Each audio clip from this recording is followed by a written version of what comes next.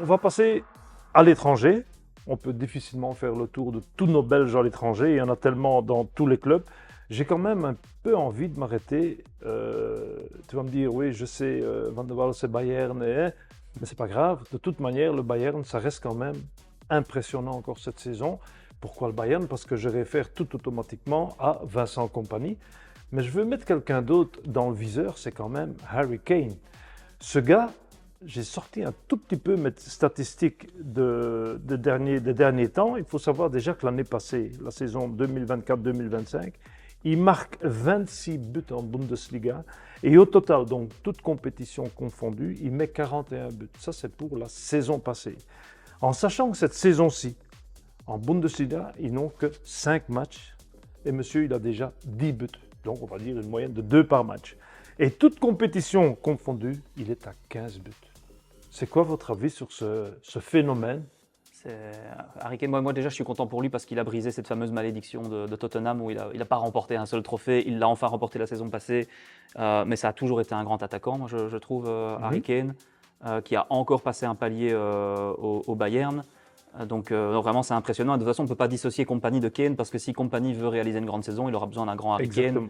Donc ça, il faut savoir que Kompany, il n'avait presque plus d'autre choix que dire on veut gagner la Champions League cette saison. À part le championnat, la coupe, parce qu'ils veulent toujours tout gagner. Oui, c'est sûr. Je ne suis pas sûr que s'il ne gagne pas la Ligue des Champions, ce soit considéré comme un vrai échec. Non. Imaginons qu'il perde en finale ou quelque chose comme ça, ou en demi-finale.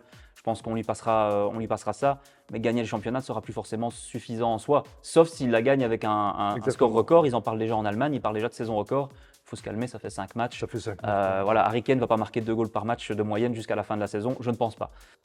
Non, le jeu de Kompany est aussi tout à fait fait pour créer beaucoup d'occasions. Donc ce genre d'attaquant, s'il a 3 occasions sur un match, il y en a 4 qui sont dans les filets. Tout ce qui lui manque encore, c'est une Coupe du Monde, je pense, peut-être, avec l'Angleterre dans quelques mois.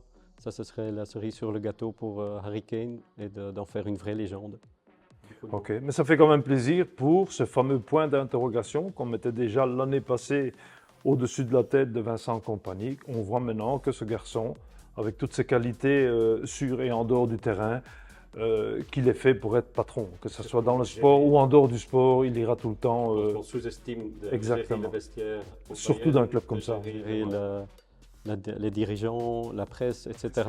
Il reste calme, zen, il reste dans sa personnalité. Sa carrière d'entraîneur est complètement lancée, là. C'est-à-dire que quoi qu'il arrive maintenant au Bayern, il a un titre de Bundesliga, il va probablement aller en chercher un deuxième. Quoi qu'il lui arrive par après, sa carrière d'entraîneur au sommet, au haut niveau, elle est lancée. Il n'y a aucun problème. Il va faire son petit Mourinho, il va faire le tour de tous les grands clubs d'Europe. Probablement.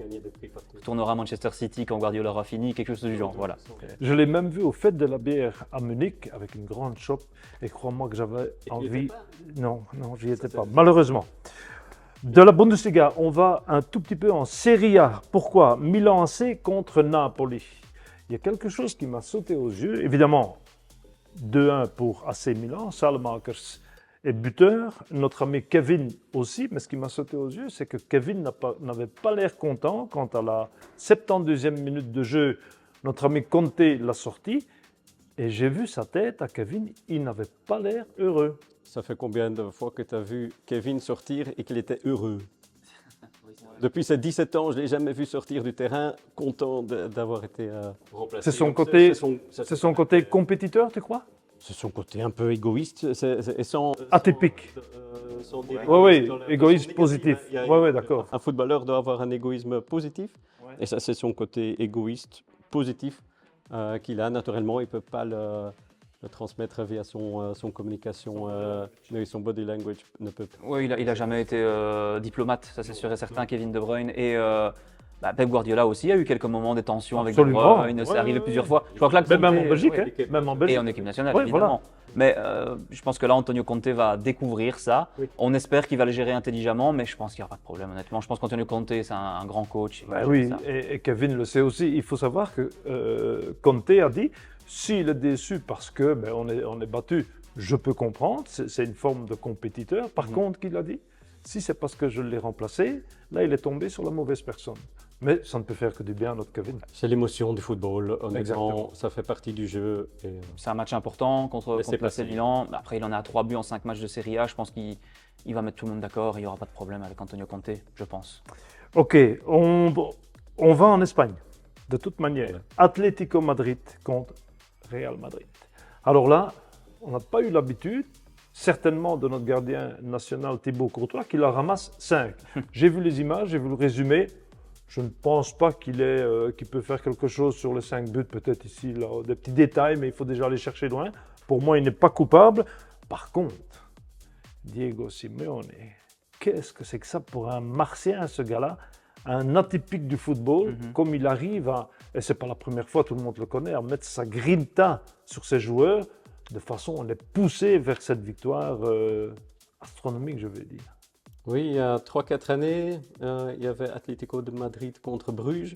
Et Bruges a pris un point comme quoi l'Atlético a été éliminé dans le Avec la premier tour fameuse de la prestation Champions de- League. Et là, tout le monde pensait qu'ils allaient écarter Simeone. Ouais. Mais là, les dirigeants du club ont quand même gardé et maintenu la fait confiance combien d'années en qu'il est là Simeone. 10 ans minimum. Ouais, ça Oh, fait, à mon ça avis, fait oui. bien 10 ans. Ça commence un petit peu à devenir un peu le Arsène Wenger d'Arsenal. d'Arsenal à l'époque ou Sir Alex Ferguson.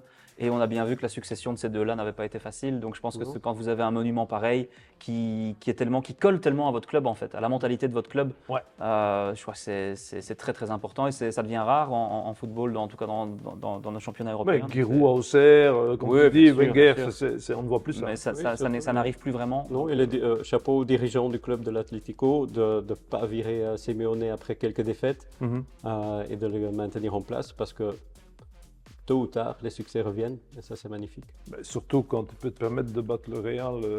C'est avec ça cinq buts. qui fait réussir une saison.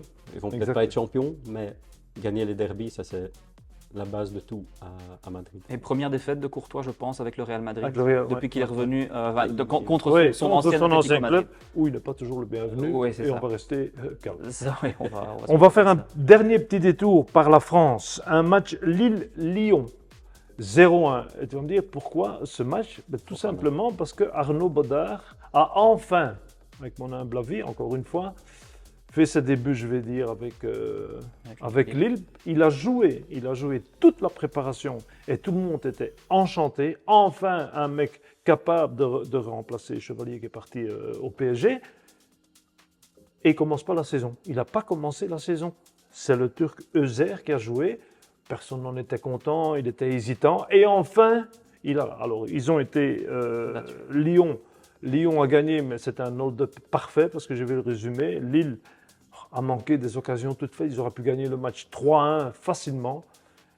Et Bodard n'a pas eu beaucoup de boulot. Mais enfin, je pense que sur cette prestation, quand même, il est parti pour un bon bout de chemin. Toi, tu connais peut-être un peu plus Arnaud Ouais. comme ça de chez nous. Oui, il profite de la blessure de Euser, donc j'espère, entre guillemets, j'espère pas pour Euser, mais j'espère Oui, pour Bodard que la blessure va durer un peu et qu'il pourra enchaîner, parce que ce serait bête de Exactement. goûter comme ça à la Ligue 1, en plus pour un match du top, de rien avoir à se reprocher, même de faire un assez bon match, je crois, et derrière de retourner sur le banc. Donc ce serait bien qu'il puisse enchaîner. En plus, il a un Liégeois devant lui aussi, il a Nathan Ngoy en défense centrale, Exactement. pour lequel Rudy Garcia était au stade de Lille ce week-end. Donc un petit indice peut-être pour une sélection vendredi, on verra, parce que Nathan Ngoy, il convainc tout le monde. Et cette connexion entre les deux, qui se sont connus au standard, ça peut peut-être aider aussi Exactement. Bodard comme Ngoy. Peut-être que ce sera un argument pour le garder entre les cages. Moi, je serais content pour lui. Est-ce que c'est un gardien qui va aller chercher le top mondial? Je pense pas, mais Lille, c'est un club qui est très bien pour lui. Et je pense que ça peut vraiment lui amener beaucoup. Et qui sait, peut-être l'amener un jour chez les Diables. Il est encore très jeune, hein, Arnaud Bodard. Donc voilà. Ok.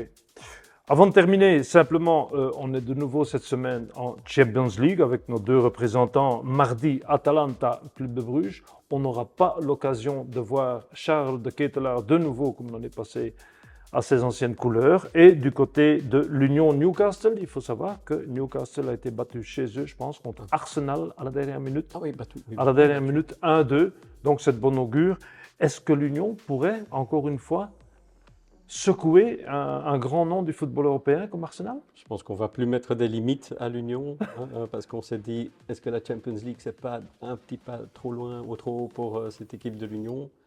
Mais je pense que quand on les a vus contre PSV et maintenant qu'ils sont vraiment lancés aussi dans la compétition à enchaîner les victoires et les buts, je pense que Newcastle pourrait bien se saisir de la force de l'Union.